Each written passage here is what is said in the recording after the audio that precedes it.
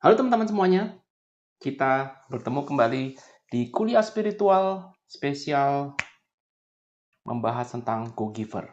Kali ini kita sudah sampai di law yang nomor 5, ya, dan tanpa berpanjang lebar lagi, kita akan segera membahas law nomor 5 atau law yang terakhir yang disebut dengan the law of receptivity. Hukum tentang menerima. Receptivity ini berarti menerima.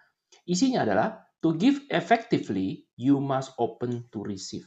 Untuk bisa memberi dengan efektif, maka Anda pun juga harus terbuka untuk menerima. Saya ulang lagi, ya. Untuk Anda bisa memberi secara efektif, maka Anda juga harus terbuka untuk menerima. Wah, ini menurut saya adalah sebuah ending yang bagus sekali. Ini sengaja dibuat di law yang nomor 5, yaitu bagaimana kita itu menerima.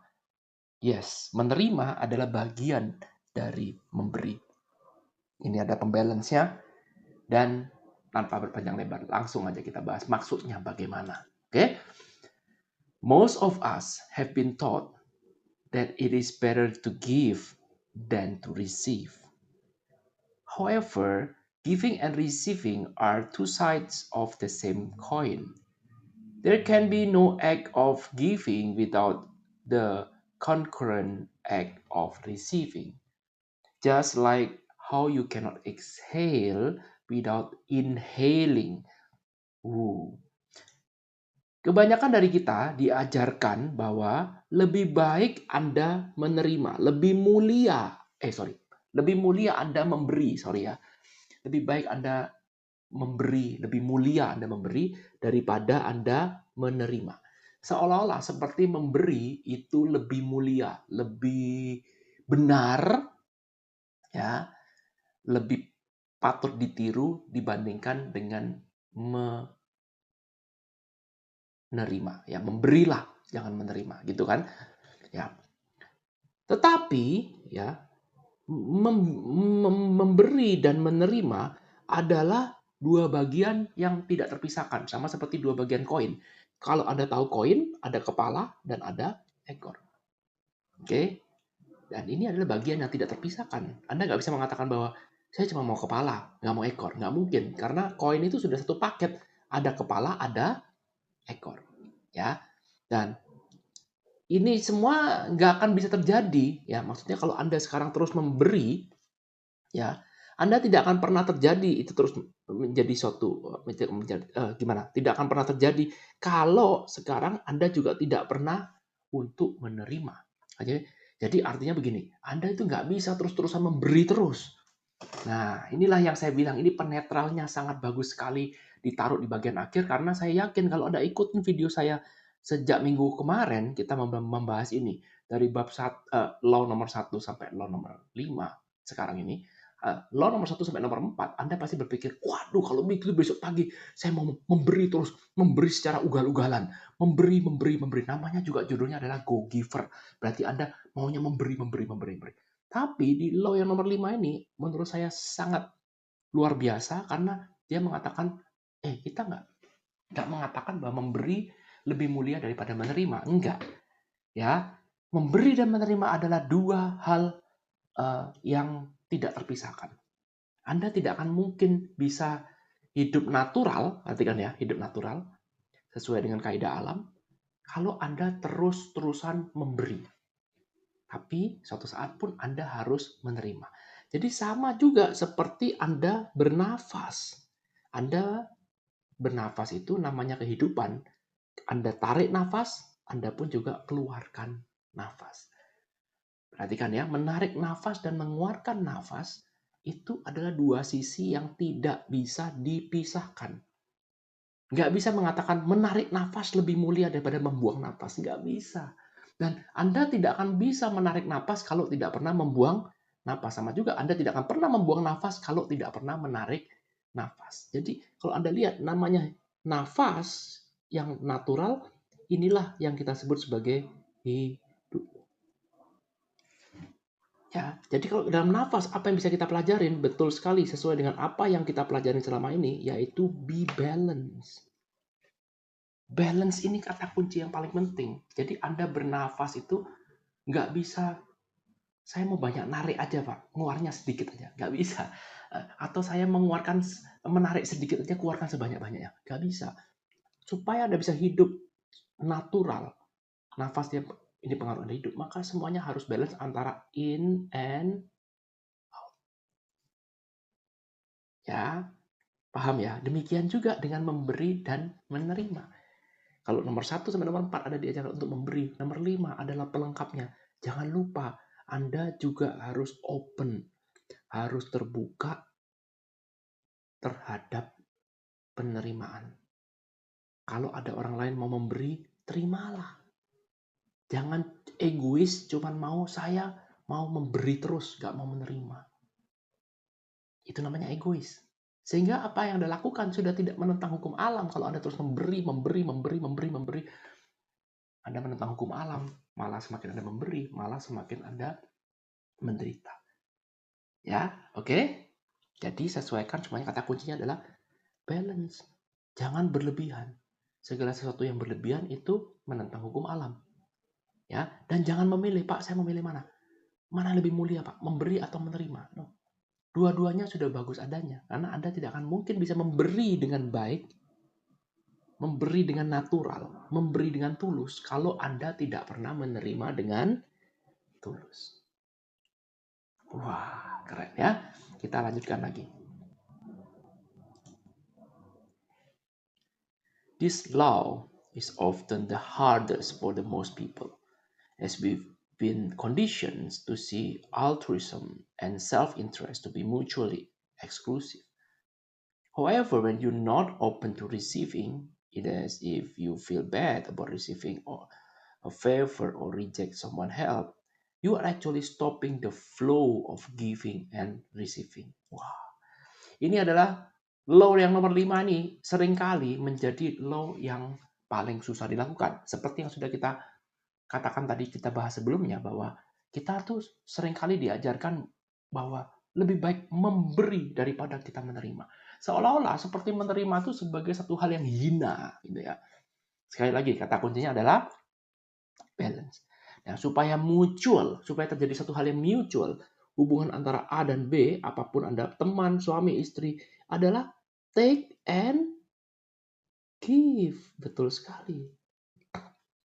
Kalau Anda selalu give terus, maka hubungan ini tidak jadi mutual lagi. Tidak lagi natural, betul? Ya.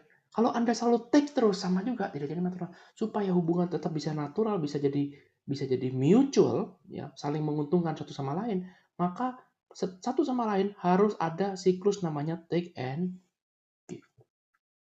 Ya. Yang paling susah adalah memang kalau kita menerima, betul? Ya. Sekali lagi, kita nggak bisa bilang semuanya sama, enggak. Kalau sekarang Anda lihat tips and triknya gini, kalau sekarang kondisi Anda lebih banyak menerima, memberilah. Kan gitu ya. Kalau Anda sekarang terlalu banyak memberi, menerimalah. Ya. Nah, kenapa? Karena kalau Anda menolak penerimaan, Anda maunya memberi terus, maka sebenarnya Anda tuh sedang menstop aliran atau kita sebut sebagai flow antara giving dan receiving, memberi dan menerima. Ya. Jadi Anda menerimalah, openlah. Jadi contoh misalkan kalau Anda menolak, dikatakan di sini ya, kalau Anda menolak untuk menerima, misalkan Anda merasa nggak enak hati menerima bantuan dari seorang atau menerima niat baik niat tulus dari seseorang, maka sebenarnya Anda sedang menghentikan men-stop aliran giving dan receiving. Dan kalau Anda men-stop itu, sebenarnya itu juga merugikan diri Anda sendiri juga.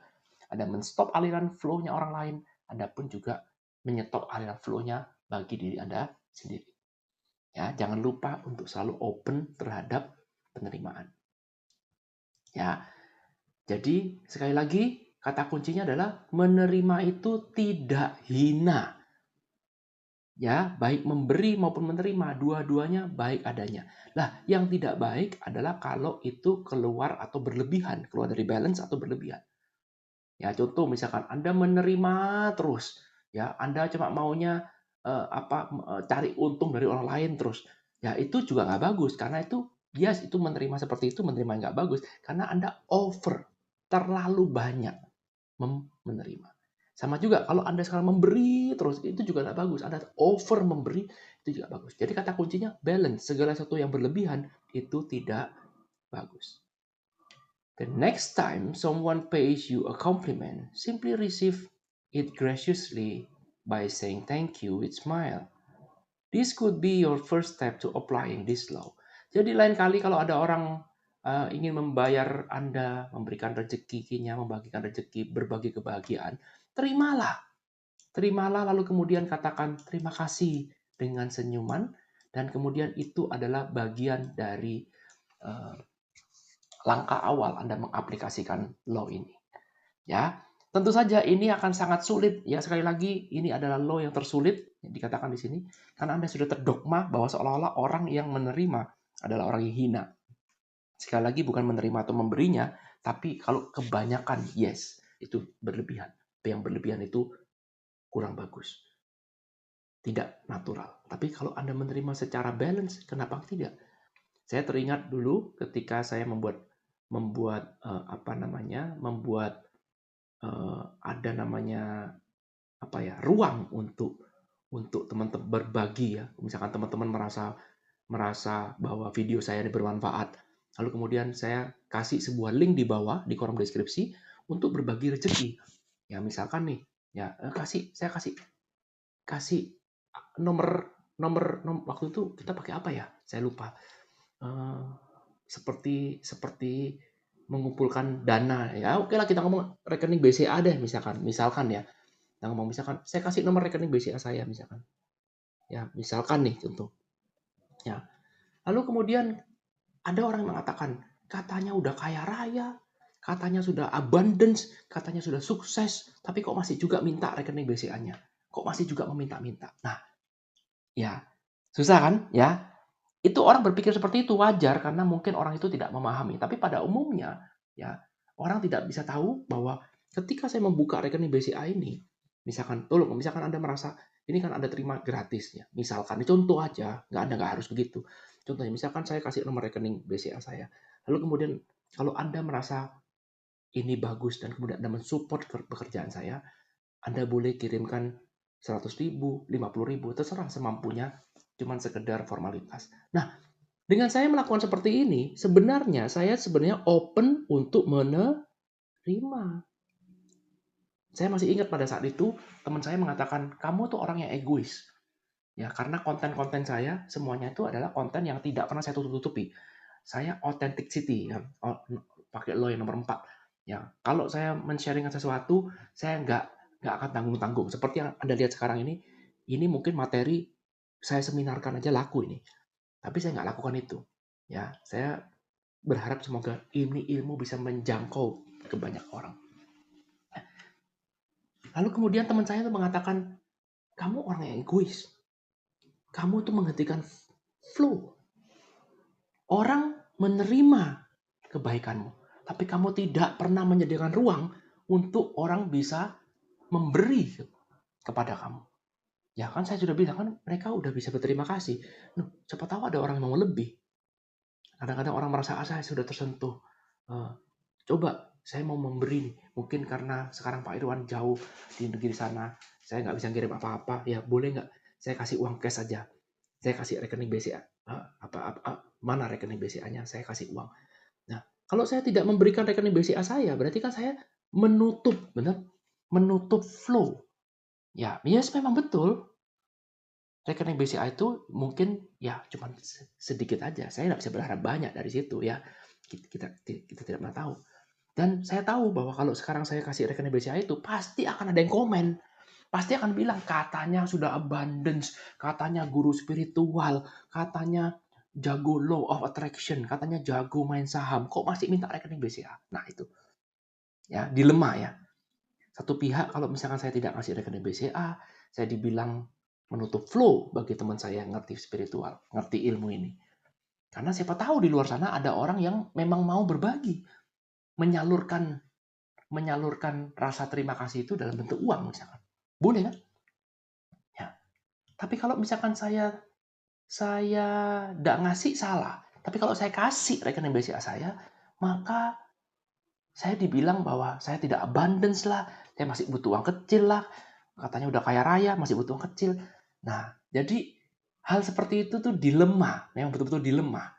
Ya, di rumah satu pihak saya mengapply law ini, satu pihak saya juga pasti akan dicaci maki dengan alasan aja, lu butuh duit ya butuh duit, nggak usah gaya-gaya ngomong pakai spiritual, putar-putar segala macam. Tuh, bingung kan? Ya, tapi saya percaya teman-teman, saya percaya bahwa ilmu ini benar adanya dan kalau teman-teman merasa bahwa video ini bagus, saya tidak lagi taruh rekening BCA lagi, enggak.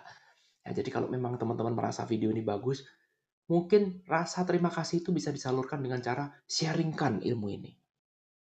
Ajarkan ilmu ini, praktekkan ilmu ini pada orang-orang di sekitar Anda. Sehingga kita bisa menambah kebaikan satu sama lain. Itu mungkin satu-satunya cara untuk berterima kasih.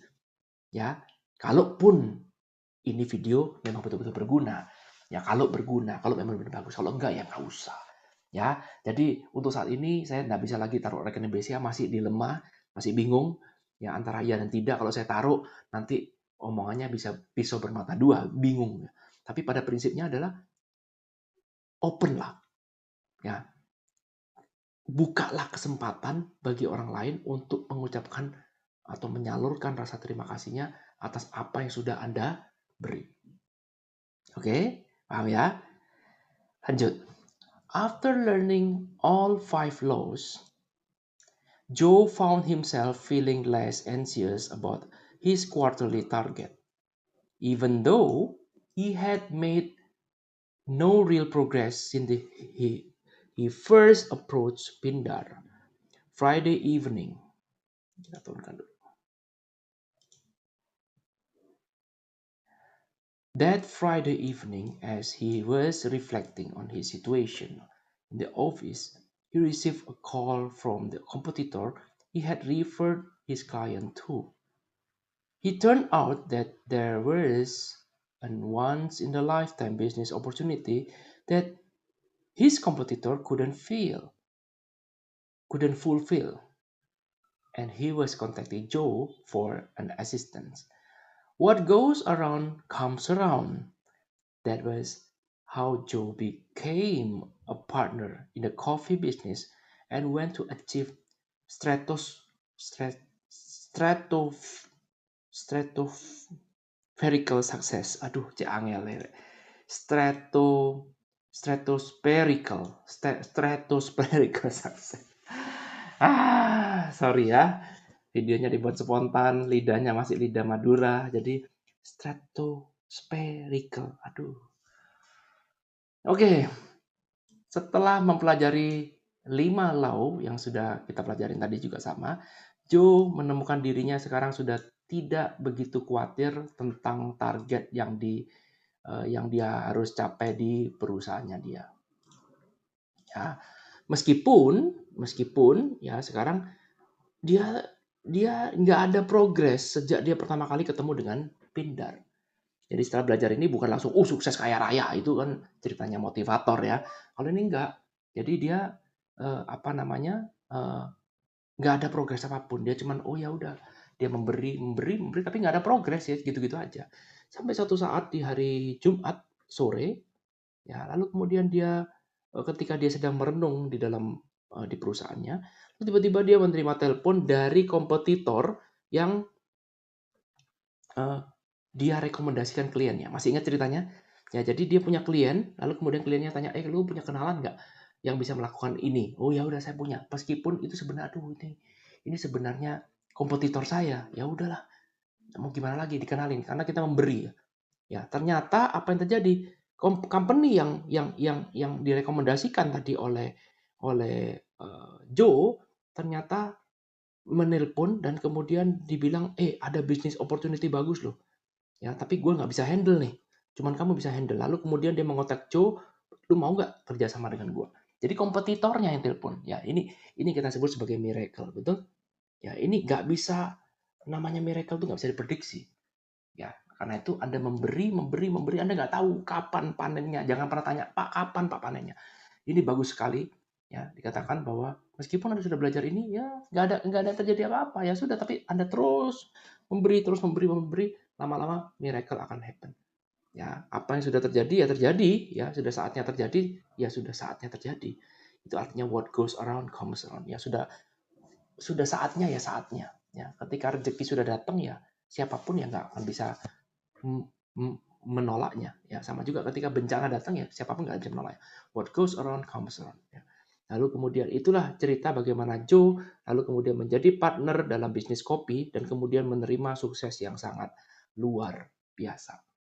Ya, satu bisnis yang tidak dia kira karena dia pikirnya dia mau tetap sukses di bisnis A, ternyata dia justru malah diajak partnernya, diajak orang yang tidak dia sangka untuk berbisnis kopi, ya satu hal yang kita sebut sebagai miracle. Kita lihat di sini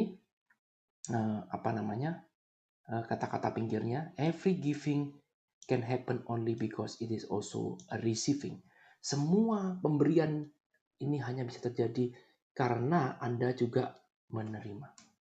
Jadi pemberi dan menerima adalah satu paket yang tidak terpisahkan. If you don't let yourself receive, you are refusing the gift of others and you shut down the flow. Kalau Anda sekarang menolak atau tidak mengizinkan diri Anda untuk menerima, Anda menolak hadiah yang diberikan oleh orang lain sebagai ucapan terima kasih atas kebaikan, atas pemberian Anda, maka sebenarnya Anda itu sedang menutup aliran atau menutup flow. Ya, menutup flow. Dan kalau menutup flow berarti diri Anda pun juga kena jadi flow. Oke. Kesimpulan dari bab 5 saya simpulkan cepat saja ya. Isinya dari bab 5 adalah to give effectively you must be open to receive. Untuk bisa memberi secara efektif, Anda juga harus open, terbuka untuk menerima. Memberi dan menerima sama-sama baiknya. Giving and receiving are the two sides of the same coin. There can be no act of giving without a concurrent act of receiving. Memberi dan menerima adalah seperti dua sisi koin yang sama, ya, tidak akan ada gunanya atau tidak akan terjadi pemberian kalau Anda tidak pernah menerima.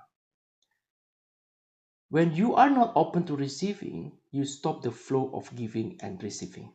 Kalau Anda sekarang tidak open, tidak terbuka untuk menerima, menganggap menerima sebagai satu hal yang hina, maka sebenarnya Anda menghentikan flow, menghentikan aliran dari memberi dan menerima. Practice applying this law by graciously saying thank you with smile the next time you receive a compliment. Praktekkan ilmu yang kelima ini, hukum yang kelima ini dengan cara Anda berterima kasihlah. Kemudian jangan lupa tersenyum setiap kali ada orang atau Anda menerima kebaikan dari orang lain. Keren kan?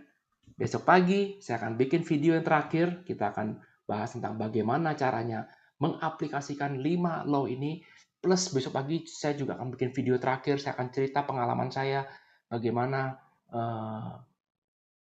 saya mempraktekkan ilmu ini. Dan kalau ada teman-teman yang mau bertanya, mau komentar, mau share sesuatu, silakan Anda komen ya. Jadi nanti setelah video yang besok pagi, saya akan kasih linknya semua di kolom deskripsi sehingga Anda bisa lebih mudah lain kali Anda mau belajar ulang video ini bab 1, bab 2, bab 3, saya akan kasih linknya secara rapi setelah besok video yang terakhir selesai dibuat. Menarik? Thank you teman-teman udah nonton video ini. Thank you udah nonton, udah belajar bareng sejak minggu kemarin. Besok pagi saya akan lanjutkan dengan kesimpulan versi diri saya sendiri. Ya, pastikan besok pagi teman-teman juga nonton, linknya pasti akan saya kasih dan kita akan diskusi sama-sama nanti di meeting bulan Oktober. Good. Akhirnya selesai ya, terima juga. Oke, terima kasih. Sampai ketemu besok pagi. Thank you. I love you all. Bye.